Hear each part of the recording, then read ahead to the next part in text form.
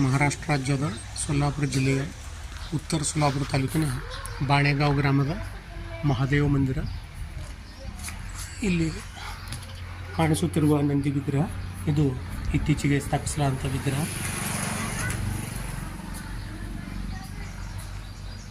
ಒಳಗಡೆ ಕಾಣುವಂತಹ ಶಿವಲಿಂಗ ಅದು ಕೂಡ ಇತ್ತೀಚೆಗೆ ಸ್ಥಾಪನೆ ಆಗಿರಬಹುದು.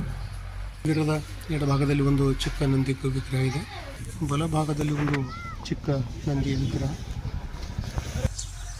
ಮಹಾದೇವ ಮಂದಿರದ ಪಕ್ಕದಲ್ಲಿ ವಿಠ್ಠಲ ರುಕ್ಮಿಣಿ ಮಂದಿರವಿದ್ದು, ಹೊರಗಡೆ ಒಂದು ಪ್ರಾಚೀನ ನಂದಿ ವಿಗ್ರಹ ಮತ್ತು ಒಂದು ಶಿಲ್ಪ ಇರುವುದನ್ನು ಕಾಣಬಹುದು.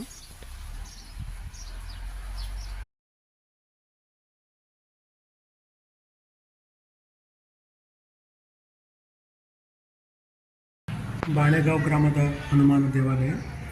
ಮಧ್ಯದಲ್ಲಿ ಹನುಮನ ಮೂರ್ತಿ, ಬಲಗಡೆಗೆ ಗಣಪನ ವಿಗ್ರಹ, ಎಡಗಡೆಗೆ ಒಂದು ಶಿವಲಿಂಗ ಮತ್ತು ಒಂದು ದೊಡ್ಡದಂಥ ಗಣಪನ ಶಿಲ್ಪ ಇರೋದನ್ನು ನೋಡಬಹುದು.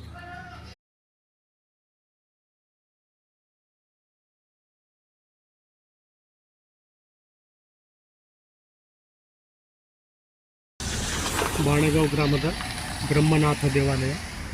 ಇಲ್ಲಿ ಕಾಣಿಸುತ್ತಿರುವಂಥ ಒಂದು ಕಪ್ಪು ಕಲ್ಲಿನ ಕಂಬ ಇಲ್ಲಿ ಒಂದು ಪ್ರಾಚೀನ ದೇವಾಲಯ ಇತ್ತು ಎಂಬುದನ್ನು ತಿಳಿಸುತ್ತದೆ.